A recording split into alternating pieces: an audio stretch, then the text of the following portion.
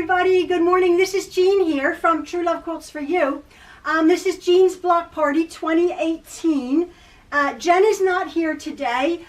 She's probably following along because we've gotten to the point where we've constructed our quilt top and we've constructed our backing. I just want to explain a few little things about the backing, however, from our last video if you were a little bit confused.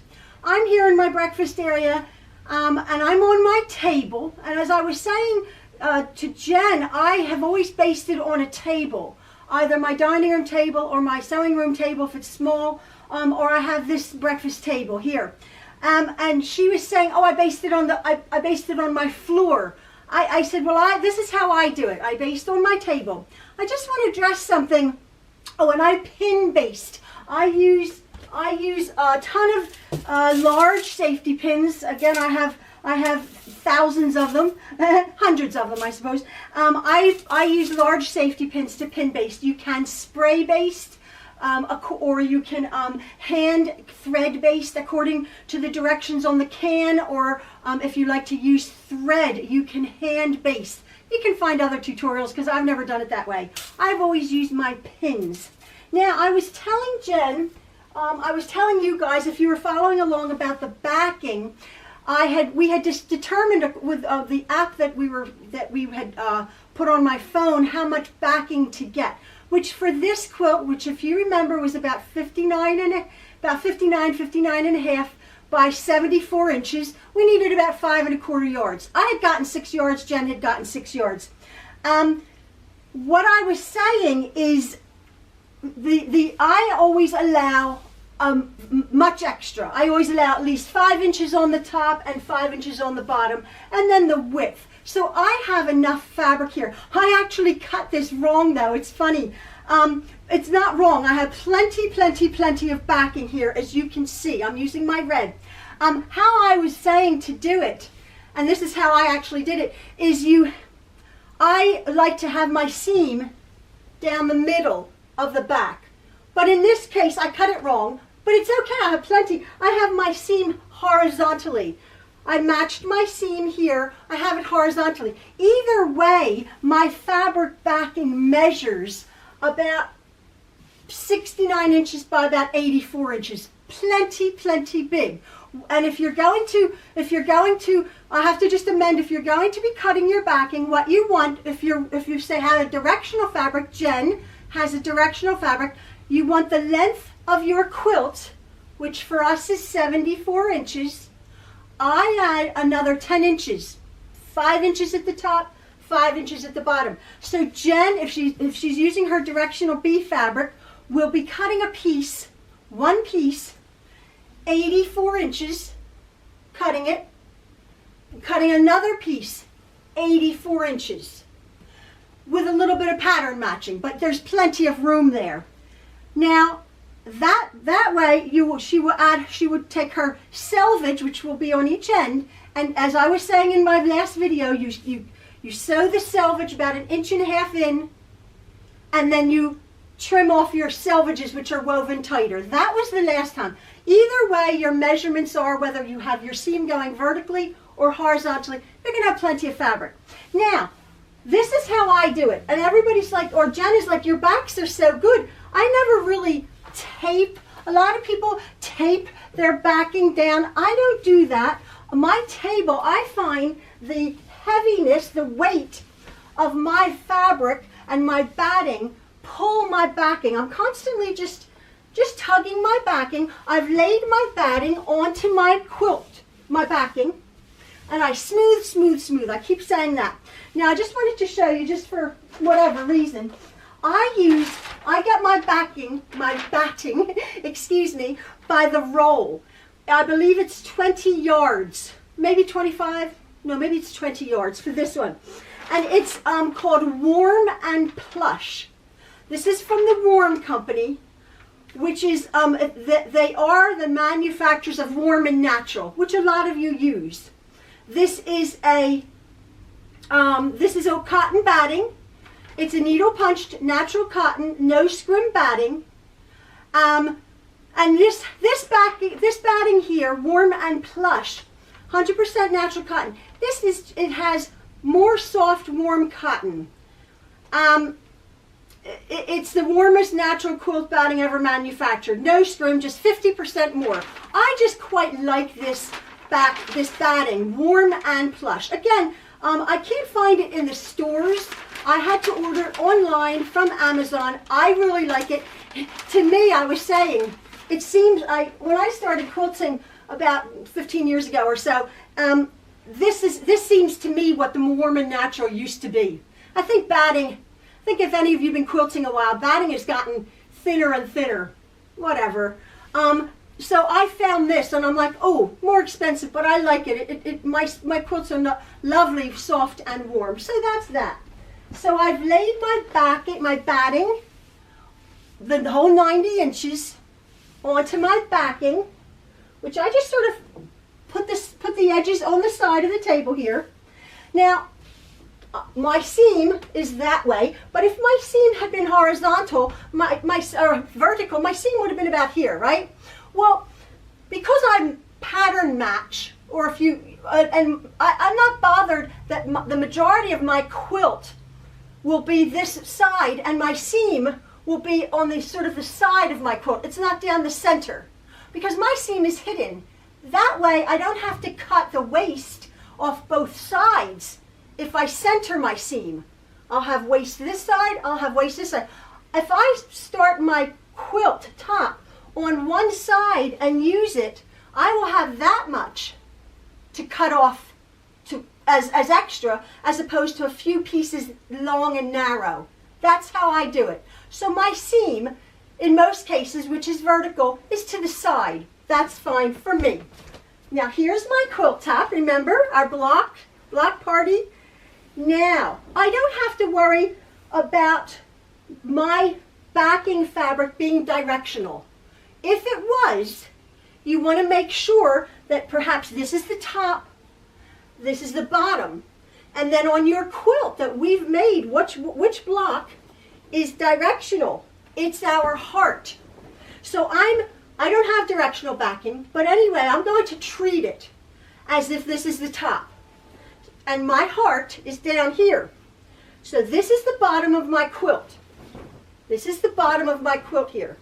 So I'm just going to shush my quilt top out onto my table, onto my backing and my backing. And I'm starting at one side, if you can see that. I leave about 3 or 4 inches at the top. And again, I've had plenty of fabric. I have plenty of fabric there. I have plenty of fabric there. I'm not worried about running out of backing fabric because, oh, I cut it, I cut it to the, maybe with 1 inch to spare, even 2 inches. I don't do that because when you're smoothing, you will notice that your quilt top will smooth out many centimeters of 1 inch. Look at that, many. You think, oh, I've just laid my quilt up. Look at that. It's going up. It's going up 1/2 inch. Because I'm making it so very flat. I've pressed my quilt top. I've starched my quilt top. And, excuse me, I'm going to come around here. This is right. I have a good 2 or 3 inches up here. And what I'm going to do is I keep smoothing, all the while tugging my backing, just tugging it gently, tugging it down there, smoothing it. And there I know I can start pin basting, because I know by the time I get down to that bit and I shift it up, that it will still be lovely and smooth with no tucks on my back. I haven't taped down anything. I've just kept my backing nice and straight. I've kept my batting nice and straight. I've kept my quilt top nice and straight. And since I've pressed it so well, I can be assured that as I smooth and smooth and smooth, I'll have a lovely flat quilt top to work with when I go to quilt it. Now I get my pins. I take a handful of them, a couple dozen, and what I do is this quilt, as I said, is about 59 inches by 74. I'll start in the middle, as it were, over here. And again, I was addressing it last week. Somebody said, oh, don't you scratch your, I have quite a nice table here. Don't you scratch the table. I never scratch the table. I just put it in. There's 3 layers to go in. And just a little poke through. I can feel it. And I will just keep pinning. Jen said, oh, how many pins do I need? Because what is our next step after this? Our next step is quilting this. So I said, I think technically, like real quilters, real professional quilters, I think when they say pin basting, you pin every like fist length apart, which is what, about 4 to 5 inches apart. I've advised Jen to do just that. I have advised her to do that, put more pins in, because Jen and I are not using a walking foot. A walking foot, when you're quilting, allows, I think, I have one, I've never used a walking foot. Most quilters swear by them, so all the more power to you. I believe what a walking foot does, it allows both the top and the bottom of the fabric to feed at the same time. So when you're quilting, when you're actually quilting, the top isn't being shifted because it stretches. But I was telling Jen, when next week, or when Jen is ready, when she's done basting her quilt, and we get to the actual quilting, I'm going to show you how I just sort of hold my fabric. We're going to be using painter's tape. I have, Jen, when we went to the quilt show, she was so enamored with some of the really beautiful quilts that were quilted on the diagonal. So I've said, we can do that. Because she's like, how are we going to quilt this? There's all sorts of ways you can quilt a sampler quilt. All sorts of ways. We're going to do, because she doesn't do free motion quilting, this is her first quilt, we're going to do straight stitches. Now that's for the next time, but we're going to use painter's tape, and I use painter's tape when I want to get a nice straight stitch also. Sometimes I can eyeball it because I've been doing this for a while, but we're going to use painter's tape from one corner because to this corner, because this is 4 blocks across 5 rows down. We can't go from that corner to that corner because it's a rectangle. So we're going to go from that corner up there to the 4th row. Do you understand that? Because that forms a square. And then we'll fill in the other diagonals every 2 inches or so. But again, I'll address that next time we go to actually quilt the quilt. I'm just doing straight stitches, as I said. Jen is going to do exactly. I might actually do when I quilt this, I might actually do get thin tape, thin painter's tape, maybe 1/4 inch painter's tape. I don't have it yet. I was thinking about and doing a double row on either side of a 1/4 inch every 2 inches. Twice as much of the work, but it's not really. I mean, all we're going to be doing is sewing straight stitches in our quilting. So that's next to come. I'm going to turn my camera off. I'm going to finish this, and I'll show you how I'm going to be ready to be quilting this. Jen's going to be following along, as you guys are. If you are a little bit dodgy, I think with the basting with the spray, you would open up windows and spray it and position it. But again, my backing, the way I do it here, just keep tugging and smoothing. You can feel if there's any bumps or lumps. I rarely get a tuck, those nasty folds on the back. And if you do, that's fine. So again, this is the bottom of my quilt, as it were. That's the top. I'm just going to keep pin basting this whole lot, and then I'll show you when I go to trim it off what I have to trim it off. And then I can fold that up and use that fairly large piece on another project. So I'm just going to continue this, and I'll show you when I'm finished pin basting. Okay, I'm back, and I have finished pin basting my quilt on my tabletop. Now I just wanted to show you what I do next. I've pretty much guaranteed that this straight edge here down the side of my quilt is lovely and straight. I do have a bit of a not a match, but a grid. So hopefully this straight line, when I go to bind it, will be lovely and straight on my pattern on the back. If you have an all over pattern, you're fine. But I think I'm okay actually. So now I wanted to just show you.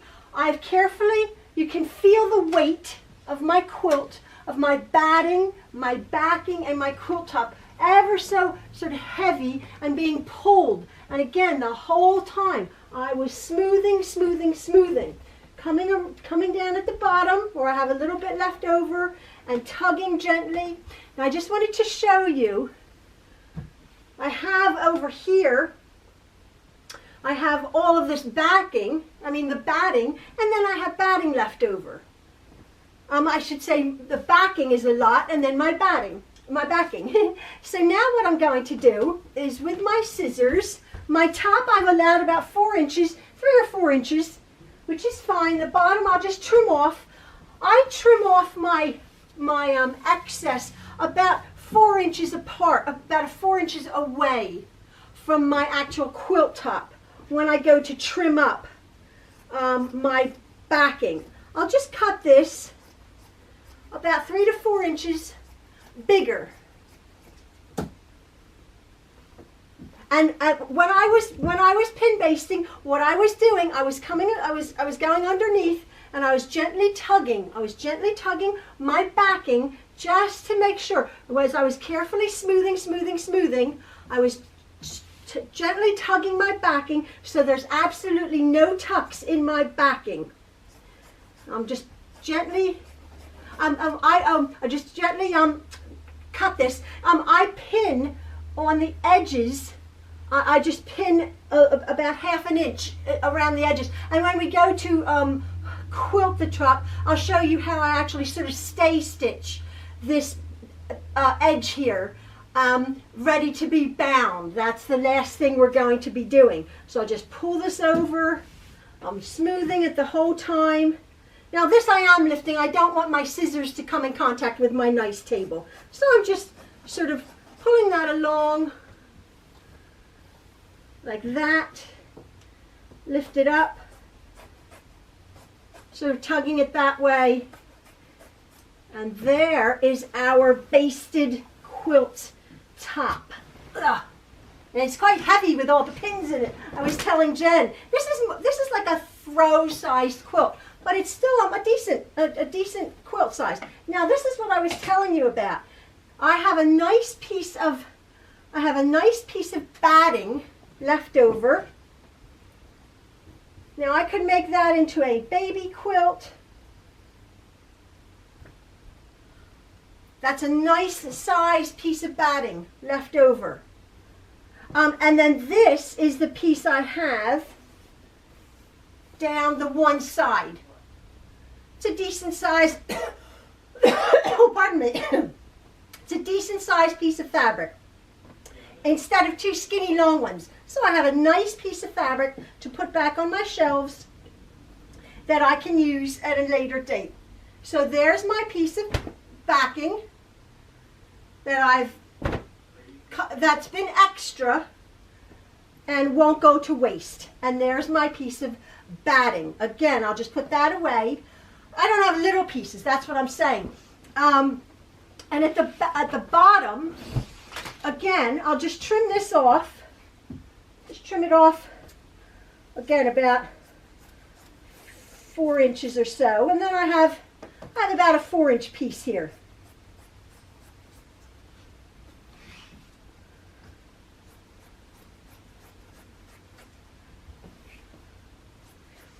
Again, it might seem I'm to some wasting fabric, but I don't deem that as waste. It's peace of mind to me.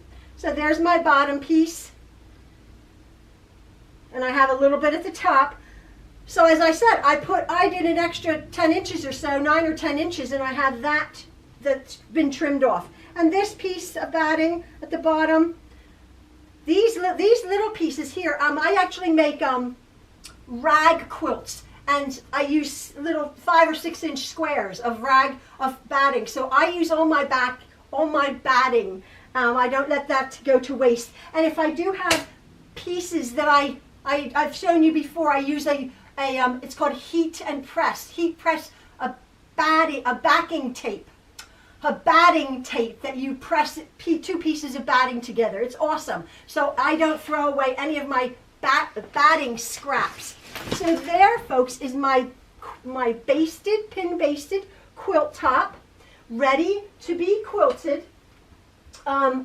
So I'm going to leave it like that. What I do is I fold it up like this. And I said it gets heavy with all of the pins. I fold it like that, ready to be taken over to my sewing machine. And then the next step for Jean's Block Party 2018 is we are going to quilt this baby. So Jen, it's up to you, Jen. My friend Jen, I got some lint in my throat, to pin base, and then we're ready to quilt it. We're going to get 1/2 inch painter's tape, and then 1/4 inch painter's tape. I think that's what we want in our arsenal to try. I'll put my thinking cap on. But anyway, there we go. We've basted our quilt top together, ready to be quilted and ready to be loved. So that's our basting of Jean's Block Party 2018. I know a lot of you have gone on to the website, the whateverquiltclub.com, and a lot of you have finished your quilts. It's funny. You're not beginners, but for you beginners, this is how I do it. This is how I do it. Tons and tons of different ways you can baste your quilts, but this is how I do it. Ready to be quilted. All right, folks. Thanks for following along. See you later. Bye.